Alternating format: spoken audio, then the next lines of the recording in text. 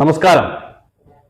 ഇന്ത്യയിലെ ക്രിസ്ത്യാനികൾ അനുഭവിക്കുന്ന പീഡനങ്ങളെക്കുറിച്ച് പ്രത്യേകിച്ച് നോർത്ത് ഇന്ത്യയിൽ നിന്നും ഒരുപാട് വാർത്തകൾ നാം കേൾക്കാറുണ്ട്. എന്നാൽ ക്രിസ്ത്യാനികൾ ലോകത്തിൻ്റെ പല ഭാഗങ്ങളിലും പീഡനങ്ങൾ അനുഭവിക്കുന്നുണ്ട്. എന്തിന് പരസ്യമായി ബൈബിൾ കൊണ്ടുപോകുവാൻ പോലും അനുവദിക്കാത്ത പല രാജ്യങ്ങളുമുണ്ട്. ഏതാണ്ട് 10ഓളം രാജ്യങ്ങൾ ബൈബിൾ പൂർണ്ണമായി നിരോധിക്കുകയോ പരിമിതികൾ ഏർപ്പെടുത്തുകയോ ചെയ്തിട്ടുണ്ട്. ഏതൊക്കെയാണ് ആ 10 രാജ്യങ്ങൾ? ഹായ് ഹലോ, ഞാൻ Abhilash. Welcome to true focus with Abhi. Bible നിരോധിച്ചിട്ടുള്ള 10 രാജ്യങ്ങൾ ഏതൊക്കെയാണെന്ന് പരിശോധിക്കുകയാണ് ഈ വീഡിയോ. ഒന്നാമത്തെ രാജ്യം മൊറോക്കയാണ്. മൊറോക്കയിൽ അറബി പരിഭാഷപ്പെടുത്തിയിട്ടുള്ള ബൈബിൾ കൊണ്ടുപോകുവാനോ അവിടെ കൈവശം വെക്കുവാനോ പാടില്ല. അത് നിയമവിരുദ്ധമാണ്.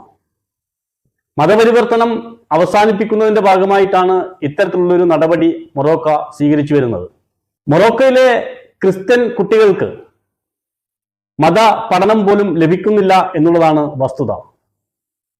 അറബി ഭാഷ ഒഴിച്ച് ഇംഗ്ലീഷും ഫ്രഞ്ചും പോലുള്ള ഭാഷകളിലുള്ള ബൈബിളുകൾ രഹസ്യമായി അവിടെ ഉപയോഗിക്കുന്നുണ്ട് എന്നുള്ളതാണ് വസ്തുത. മതപരമായിട്ടുള്ള ഒരു ചടങ്ങുകളും പരസ്യമായി നടത്തുവാൻ മൊറോക്കോ ഗവൺമെന്റ് അനുവദിക്കത്തില്ല. മറ്റ് മതസ്ഥരുടെ സാധനങ്ങൾ, മതപരമായിട്ടുള്ള സാധനങ്ങൾ വിൽക്കുവാനോ മേടിച്ചുപയോഗിക്കുവാനോ മൊറോക്കയിൽ അനുവാദമില്ല. അത് പൂർണ്ണമായും നിരോധിച്ചിരിക്കുകയാണ്. രണ്ടാമത്തെ രാജ്യം സൊമാലിയാണ്. വികസനത്തിൽ ഇന്നും വളരെ പിന്നിൽ നിൽക്കുന്ന ഒരു രാജ്യം. പക്ഷേ ക്രിസ്തു മതവിരോധം അവിടെ വളരെ വലുതാണ്. സൊമാലിയയിൽ കുടിയേറിപ്പാർത്തിട്ടുള്ള ക്രിസ്ത്യാനികൾ അവർ വളരെ രഹസ്യമായിട്ടാണ് മതപരമായിട്ടുള്ള പ്രാർത്ഥനയും ആചാരങ്ങളും നടത്തി വരുന്നത്. വിദേശികൾ ബൈബിൾ കൊണ്ടുവരുന്നതും തദ്ദേശികളായിട്ടുള്ള ക്രിസ്ത്യാനികൾ ബൈബിൾ ഉപയോഗിക്കുന്നതും അവിടെ നിരോധിച്ചിരിക്കുകയാണ്. മതപരിവർത്തനം നടത്തുവാനോ ഇസ്ലാം മതത്തിന് അനുവദനീയമല്ലാത്ത കാര്യങ്ങൾ നടത്തുവാനോ സൊമാലിയിൽ നിരോധനം ഏർപ്പെടുത്തിയിട്ടുണ്ട്. ഇസ്ലാം മതത്തിൽ നിന്നും ക്രിസ്തു മതത്തിലേക്ക് മതപരിവർത്തനം നടത്തിയാൽ രാജ്യദ്രോഹിയായി മുദ്ര കുത്തപ്പെടുകയും തടവ് ശിക്ഷ ഉൾപ്പെടെയുള്ള നിരവധി കഠിനമായ ശിക്ഷ വിധിക്കപ്പെടുകയും ചെയ്യും. മൂന്നാമത്തെ രാജ്യമാണ് ലിബിയ. ലിബിയയിൽ പരസ്യമായിട്ടുള്ള ക്രിസ്തുമത പ്രാർത്ഥനകളോ മതപരമായിട്ടുള്ള ചടങ്ങുകളും അവിടെ നിരോധിച്ചിരിക്കുകയാണ്. രഹസ്യമായിട്ടാണ് അവിടുത്തെ ക്രിസ്ത്യാനികൾ ആരാധനയും പ്രാർത്ഥനയും ഒക്കെ നടത്തുന്നത്. ലിബിയയിൽ മതപരിവർത്തനം നിയമപരമല്ല. കുടിയേറിപ്പാർത്തിട്ടുള്ള ക്രിസ്ത്യാനികളെ മരിച്ചു കഴിഞ്ഞാൽ അടക്കം ചെയ്യുന്നത് പോലും അടയാളപ്പെടുത്താത്ത കുഴികളിലാണ്. അറബി ഭാഷയിൽ ഉള്ള ബൈബിളുകൾ ലിബിയയിൽ കൊണ്ടുപോകുവാനോ കൈവശം വെക്കുവാനോ പാടില്ല. അങ്ങനെ പിടിക്കപ്പെട്ടാൽ വലിയ ശിക്ഷയാണ് അവിടെ നിയമം അനുശാസിക്കുന്നത്. നാലാമത്തെ രാജ്യം ഉസ്ബെക്കിസ്ഥാനാണ്. അവിടെ ബൈബിൾ കയ്യിൽ വെക്കുകയോ മതാരാധന പരസ്യമായി നടത്തുകയോ ചെയ്താൽ തടവും പിഴയും അനുഭവിക്കേണ്ടി വരും. ഗവൺമെന്റ് പോലീസിനെ ഉപയോഗിച്ച് ക്രിസ്തുമത ഭവനങ്ങളിൽ റെയ്ഡ് നടത്തുകയും മതഗ്രന്ഥങ്ങൾ പിടിച്ചെടുക്കുകയും അത് നശിപ്പിച്ചു കളയുകയും ചെയ്യുന്ന രീതിയും അവിടെയുണ്ട്. അഞ്ചാമത്തെ രാജ്യം മാലിദ്വീപാണ്. ടൂറിസത്തിൽ വളരെ പേരുകെട്ട ഒരു ഐലൻഡാണ് മാലിദ്വീപ്. അവിടെ അന്യമതങ്ങളുടെ ഗ്രന്ഥങ്ങൾ കൊണ്ടുപോകുവാനോ കൈവശം വെക്കുവാനോ പാടില്ല. അതവിടുത്തെ നിയമം അനുശാസിക്കുന്നുമില്ല. മാലിദ്വീപ് നിവാസികൾ മറ്റേതെങ്കിലും മതത്തിൽ മതപരിവർത്തനം നടത്തിയാൽ അവരെ പൗരത്വത്തിൽ നിന്ന് തന്നെ ഇല്ലാതാക്കുന്ന നിയമം അവിടെ നിലനിൽക്കുന്നുണ്ട്. മാലിദ്വീപിൽ ക്രിസ്ത്യൻ പള്ളികൾ പണിയാനോ ആരാധന നടത്തുവാനോ അവിടെ അനുവദിക്കുന്നില്ല. ആറാമത്തെ രാജ്യം ചൈനയാണ്.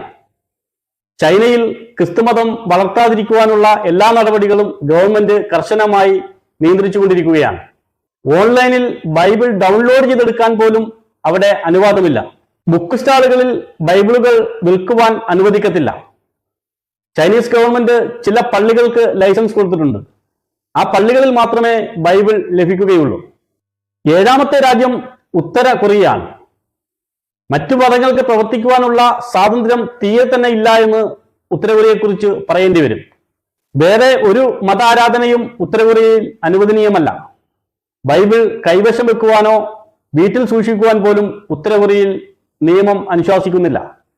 എന്നാൽ ചില ക്രിസ്തീയ വിശ്വാസികൾ വളരെ രഹസ്യമായി ബൈബിൾ സൂക്ഷിക്കുകയും പ്രാർത്ഥനകൾ നടത്തുകയൊക്കെ ഉത്തര കൊറിയയിൽ ചെയ്യുന്നുണ്ട്.